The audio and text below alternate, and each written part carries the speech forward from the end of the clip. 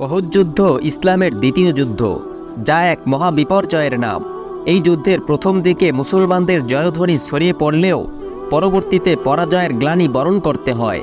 তবে এই যুদ্ধে সাহাবায়ে কেরামের বীরত্বের এমন কিছু ঘটনা রয়েছে যা হয়তো আপনার কখনোই জানা হয়নি।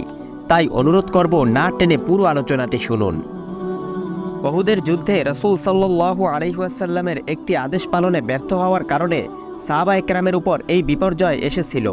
সে সময় মুসলিম বাহিনী চতুর্দিক হতে কাফেরদের বেষ্টনীতে পড়ে গিয়েছিল এবং বহু সংখ্যক সাহাবী শাহাদাত প্রাপ্ত হন। এমনকি স্বয়ং রাসূল সাল্লাল্লাহু আলাইহি ওয়াসাল্লামও একদল কাফেরের মাঝখানে পড়ে যান। এতে কাফেরগণ ঘোষণা করে দিল যে মুহাম্মদ সাল্লাল্লাহু আলাইহি ওয়াসাল্লাম নিহত হয়ে গিয়েছে। এটা শুনে মুসলমানগণ ছত্রভঙ্গ হয়ে পড়লেন। হযরত আলী রাদিয়াল্লাহু তাআলা আনহু বলেন, কাফেররা যখন মুসলমানদেরকে ঘিরে ফেলল, রাসূল সাল্লাল্লাহু আলাইহি ওয়াসাল্লামকে দেখতে না পেয়ে প্রথমে আমি জীবিতদের মধ্যে কোথাও নবীজিকে না পেয়ে মনে মনে ভাবলাম, আমাদের নাফরমানির কারণেই হয়তোবা আল্লাহ তাআলা নবীজিকে আসমানে উঠিয়ে নিয়ে গিয়েছেন। তাই আমি প্রতিজ্ঞা করলাম যে তরবারি হাতে কাফেরদের মধ্যে ঢুকে পড়ব এবং মৃত্যু পর্যন্ত যুদ্ধ চালিয়ে যাব। এরপর আমি তরবারি হাতে নিয়ে তাদের মধ্যে গিয়ে হামলা শুরু করলাম। আমার তীব্র আক্রমণে কাফেরগণ পিছু হটতে লাগলো। ইতিমধ্যে রাসূল সাল্লাল্লাহু আলাইহি ওয়াসাল্লামের উপর আমার দৃষ্টি পড়ল। আনন্দে আমার মন প্রাণ ভরে গেল এবং বুঝতে পারলাম ফেরেশতা দ্বারা আল্লাহ তাআলা তার প্রিয় হাবিবকে হেফাজত করেছেন। আমি রাসূল সাল্লাল্লাহু আলাইহি ওয়াসাল্লামের নিকট গিয়ে দাঁড়াতেই একদল কাফের নবীজির উপর হামলা চালালো। নবীজি আমাকে নির্দেশ দিলেন, হে আলী, প্রতিরোধ করো। এরপর আমি তাদেরকে প্রতিহত করি এবং অনেককেই জাহান্নামে পাঠিয়ে দিই। অতঃপর অন্য আরও একটি দল নবীজির নিকট অগ্রসর হলো। নবীজির ইঙ্গিত পেয়ে আমি তাদেরকেও প্রতিহত করি। উহুদের যুদ্ধে হযরত আব্দুল্লাহ ইবনে জাহাশ রাদিয়াল্লাহু তাআলা আনহু সাদ ইবনে আবি ওয়াক্কাস রাদিয়াল্লাহু তাআলা আনহুকে বললেন, হে সাদ, চলো আমরা একত্রে আল্লাহর দরবারে দোয়া করি, কেননা দোয়া কবুলের সম্ভাবনা সবথেকে এখনই বেশি। সিদ্ধান্ত হলো একজন দোয়া করবে, অপরজন আমিন বলবে। এই বলে তারা এক কোণে গিয়ে দোয়া করতে বসলেন। এরপর প্রথমে হযরত সাদ ইবনে আবি ওয়াক্কাস রাদিয়াল্লাহু তাআলা আনহু এই বলে দোয়া করলেন যে, হে আল্লাহ, আগামীকাল যখন যুদ্ধ শুরু হবে তখন শত্রুপক্ষের এমন একজন বীর পুরুষকে আমার সম্মুখীন করো যে আমার উপর ভীষণ আক্রমণ চালায় এবং আমিও তার উপর বীর বিক্রমে আক্রমণ চালাই। এরপর আমি যেন জয়যুক্ত হয়ে তাকে তোমার রাস্তায় কতল করে দিতে পারি এবং তার গনিমত লাভ করতে পারি। হযরত আব্দুল্লাহ রাদিয়াল্লাহু তাআলা আনহু সঙ্গে সঙ্গে আমিন বলে উঠলেন। এরপর হযরত আব্দুল্লাহ রাদিয়াল্লাহু তাআলা আনহু এই বলে দোয়া করলেন যে, হে আল্লাহ, আগামীকাল তুমি আমাকে এমন একজন প্রবল পরাক্রমশালী শত্রু সেনার সম্মুখীন করো যে আমার উপর ভীষণ হামলা চালায়, আমিও তার উপর ভীষণ হামলা চালাই। অবশেষে সে যেন আমাকে কতল করে দেয় এবং আমার নাক কান কেটে নেয়। অতঃপর কিয়ামতের দিন যখন তোমার দরবারে হাজির হব, তখন তুমি জিজ্ঞেস করবে, হে আব্দুল্লাহ, তোমার নাক কান কোথায় গিয়েছেন? আমি তখন বলবো, তোমার প্রিয় নবী সাল্লাল্লাহু আলাইহি ওয়াসাল্লামের রাস্তায় কাটা গিয়েছে। তারপর তুমি বলবে, আব্দুল্লাহ, তুমি সত্য কথাই বলেছো, আমার দিনের পথেই তোমার নাক কান কাটা গিয়েছে। হযরত সাদ রাদিয়াল্লাহু তাআলা আনহু তখন সঙ্গে সঙ্গে আমিন বলে উঠলেন। পরদিন যুদ্ধক্ষেত্রে দেখা গেল তাদের দোয়া ঠিক সেভাবেই কবুল করা হয়েছে যেভাবে তারা দোয়া করেছিল। হযরত সাদ রাদিয়াল্লাহু তাআলা আনহু বলেন, আমি সন্ধ্যাবেলায় তার নাক কান কাটা একটি সুতায় গাঁথা অবস্থায় দেখতে পেলাম। উহুদের যুদ্ধে হযরত হানজালা রাদিয়াল্লাহু তাআলা আনহু প্রথম দিকে শরীক ছিলেন না, কেননা তিনি নতুন বিবাহ করেছিলেন। স্ত্রী সহবাসের পর তিনি সবেমাত্র গোসল করতে বসলেন ও মাথায় পানি ঢালতে আরম্ভ করলেন। হঠাৎ মুসলমানদের পরাজয়ের আওয়াজ তার কানে ভেসে আসলো। তিনি সহ্য করতে না পেরে সেই নাপাকি অবস্থায় তরবারি হাতে নিয়ে ময়দানের দিকে ছুটলেন এবং কাফেরদের উপর তীব্র আক্রমণ চালিয়ে সম্মুখ দিকে অগ্রসর হতে লাগলেন এবং শেষ পর্যন্ত শহীদ হয়ে যান।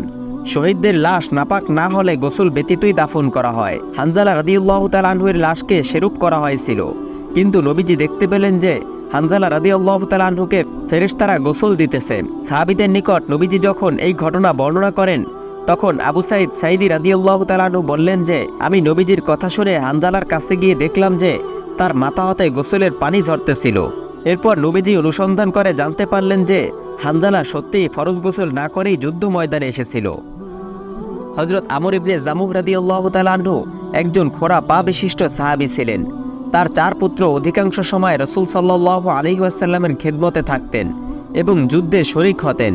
উহুদের যুদ্ধে আমর ইবনে জামুহ রাদিয়াল্লাহু তাআলা আনহু এর আগ্রহ পয়দা হলো যে আমিও যুদ্ধে যাব। লোকজন বলল, তুমি তো অক্ষম, খোঁড়াবশত তোমার চলাফেরাই তো দুঃসাধ্য। তিনি বললেন, এটা কত বড় অন্যায় কথা যে আমার সন্তানগণ বেহেশতে যাবে আর আমি তাদের থেকে পিছিয়ে থাকব? তখন তার স্ত্রীও তাকে উত্তেজিত করার উদ্দেশ্যে তিরস্কার করে কিছু কথাবার্তা বলেছিল। এটা শুনে আমর রাদিয়াল্লাহু তাআলা আনহু তরবারি হাতে নিয়ে সঙ্গে সঙ্গে কিবলামুখী হয়ে দোয়া করলেন, হে আল্লাহ, তুমি আমাকে পুনরায় আমার পরিবারের নিকট আর ফিরিয়ে এনো না, আমি যেন তোমার রাস্তায় শহীদ হতে পারি। অতঃপর তিনি রাসূল সাল্লাল্লাহু আলাইহি ওয়াসাল্লামের নিকট উপস্থিত হয়ে তার নিজের আগ্রহ ও কওমের নিষেধের কথা প্রকাশ করলেন এবং বললেন, ইয়া রাসূলুল্লাহ, আমার আশা আমি যেন আমার ল্যাংড়া পা নিয়ে জান্নাতে চলাফেরা করতে পারি। নবীজি বললেন, অক্ষমতাবশত যুদ্ধে না গেলেও তোমার কোনো গুনাহ হবে না। তিনি পুনরায় ইচ্ছা প্রকাশ করায় রাসূল সাল্লাল্লাহু আলাইহি ওয়াসাল্লাম তাকে যুদ্ধে যাওয়ার অনুমতি দিলেন।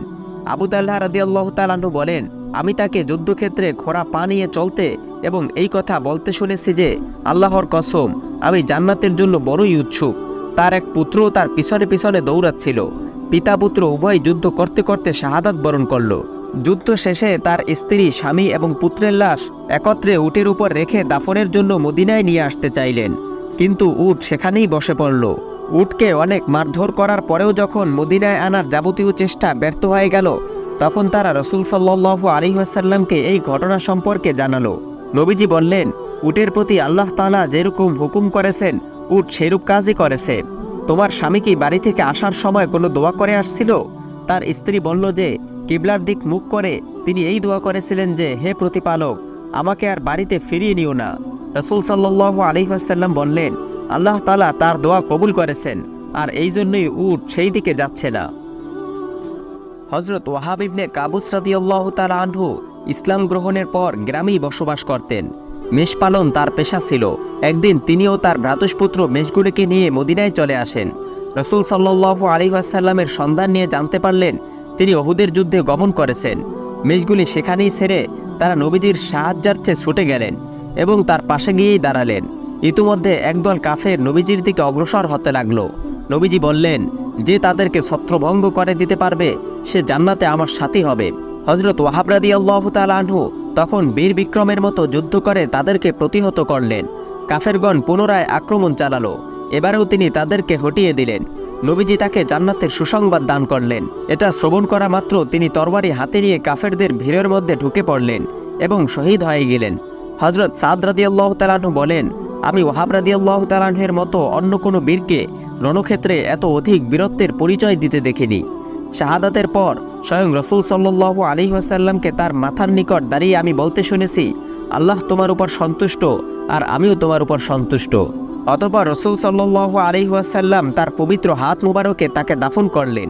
যদিও এই যুদ্ধে স্বয়ং রাসূল সাল্লাল্লাহু আলাইহি ওয়াসাল্লামও অনেক পরিমাণ আহত হয়েছিলেন। হযরত ওমর রাদিয়াল্লাহু তাআলা আনহু বলতেন, ওয়াহাবের আমলের উপর আমার যতটা ঈর্ষা হয়েছে আর কারো আমলের উপর আমার এত ঈর্ষা হয়নি।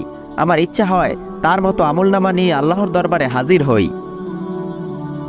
হযরত মুসাব ইবনে উমাইর রাদিয়াল্লাহু তাআলা আনহু মক্কার একজন ধর্নাঢ্য ব্যক্তির আদরের দুলাল ছিলেন। তার পিতা তাকে 200 দিরহাম মূল্যের কাপড় কিনে পরাতেন। তিনি অনেক বেশি নাজ নিয়ামতের ভিতর দিয়ে প্রতিপালিত হয়েছিলেন। ইসলামের প্রথম দিকেই তিনি গোপনে মুসলমান হয়ে যান। কিছুদিন পর পরিবারের লোকজন খবর পেয়ে তাকে ঘরে বন্দী করে ফেলে। সুযোগ মতো একদিন তিনি পালিয়ে প্রথম হিজরতকারী দলের সাথে মিলিত হয়ে হাবশায় হিজরত করেন। সেখান হতে প্রত্যাবর্তন করে আবার তিনি মদিনায় হিজরত করেন এবং বহু দুরবস্থার মধ্য দিয়ে দিন কাটাতে লাগলেন। একবার হযরত মুসাব রাদিয়াল্লাহু তাআলা আনহু রাসূল সাল্লাল্লাহু আলাইহি ওয়াসাল্লামের নিকট দিয়ে যাচ্ছিলেন। তখন তার পরনে বহু তালিযুক্ত একটি চাদর ছিল, আবার কোনো কোনো তালি কাপড়ের অভাবে চামড়ার দ্বারাও দিয়েছিল। ইসলাম গ্রহণের পূর্বে তিনি অনেক সুখ শান্তিতে বড় হয়েছেন এবং অনেক মূল্যবান কাপড় পরিধান করেছিলেন। আর ইসলাম গ্রহণের পর তার এই দুরবস্থা দেখে রাসূল সাল্লাল্লাহু আলাইহি ওয়াসাল্লামের নয়ন অশ্রুতে ভরে গেল। উহুদের যুদ্ধে মুহাজিরদের পতাকা তার হাতেই ছিল। যুদ্ধে যখন মুসলমানদের বিপর্যয় ঘটল, তখন তিনি ঝান্ডা হাতে অটলভাবে থাকেন। জনৈক কাফেরের তরবারির আঘাতে তার ডান হাত কাটা গেল। তিনি মুহূর্তের মধ্যে বাম হাত দ্বারা তার পতাকাকে সামলিয়ে নিলেন। পতাকা নিচে পড়তে দিলেন না। নিষ্ঠুর কাফের তখন তার বাম হাতও কেটে দিল। তখন তিনি উভয় বাহু দ্বারা বুকে চেপে ইসলামের ঝান্ডাকে উঁচু করে রাখলেন। ওই মুহূর্তে পাষণ্ড কাফেরের তীরের আঘাতে তিনি শহীদ হয়ে যান, কিন্তু আপন জীবদ্দশায় ঝান্ডা নিচে পড়তে দিলেন না।